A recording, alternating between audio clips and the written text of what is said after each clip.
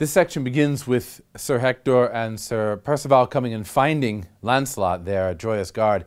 And Lancelot has found a beautiful life with Elaine and has conceived a son who will later be Galahad. And he's got a wonderful world, a very wonderful, normal world of being married and having a family. But he still longs for that other world, that world of nobility and honor and grace that Camelot represents. And Hector and Percival come along and they ask him, they find out who he is, first off, the Chevalier Malfait, and they ask him, do you want to return? Because the queen is longing for you and all the knights are longing for you and you are the greatest knight of the court. You know, you're the top player, you're the quarterback, don't you want to come back to the team? And Lancelot says at first, no, I don't want any of it anymore.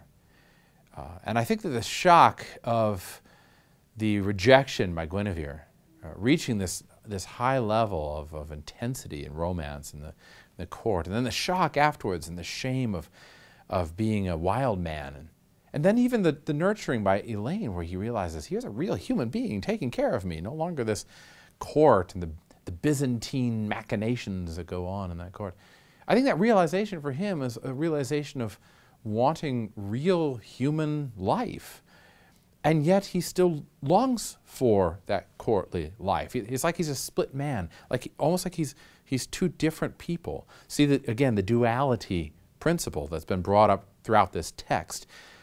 Longing for normalcy and happiness and what real heaven might be like. And longing for this world that we can't quite get, but we see it as wonderful and gorgeous and noble and high and just spectacular. And consequently, Lancelot's like torn between these two things. And when Hector says to him that the whole court is longing for you and you're the best guy in the court and Queen Guinevere longs for you too, Lancelot says, well, all right, I'll ride with you. And he caves in and he goes.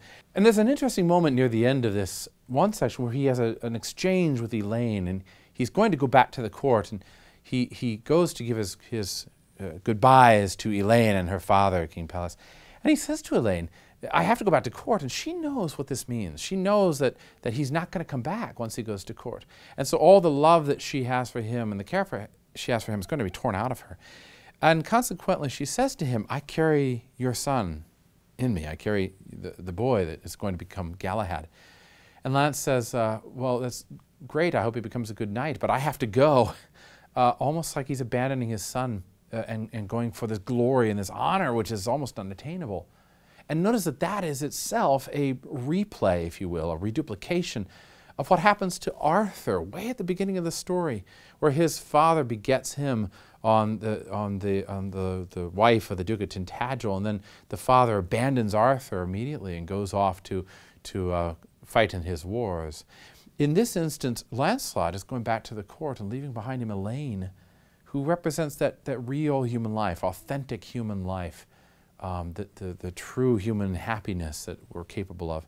And he goes back to the court where he is welcomed back and everyone says, oh, so good to have you back. And even Queen Guinevere sheds tears for Lancelot when he comes in.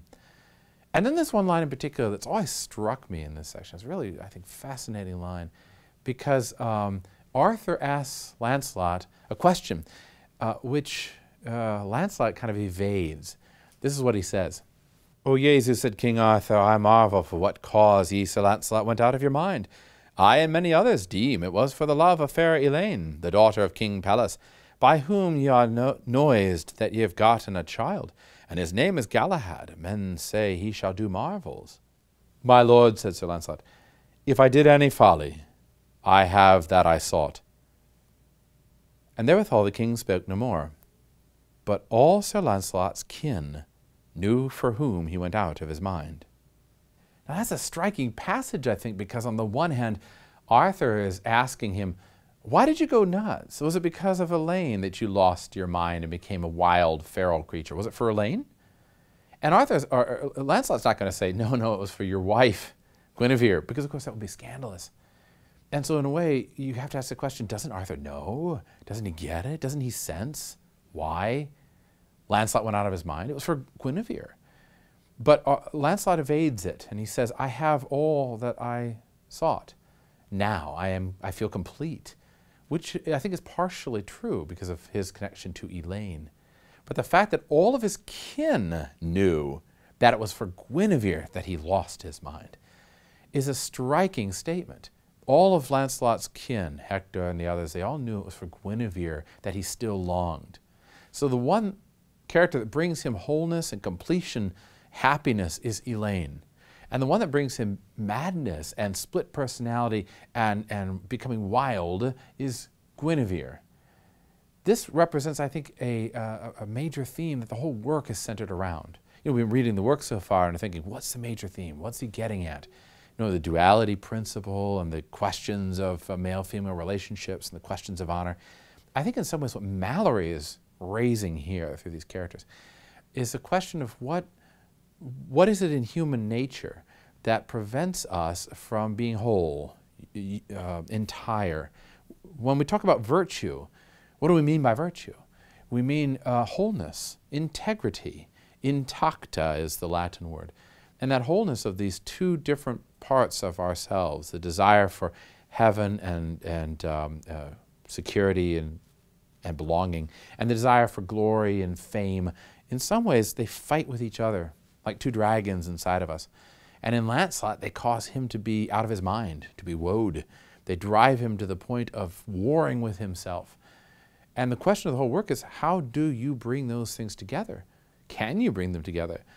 Is it possible to make a society, not just a physical society, but a society interior, here in the human heart? Is it possible to make a society in one person?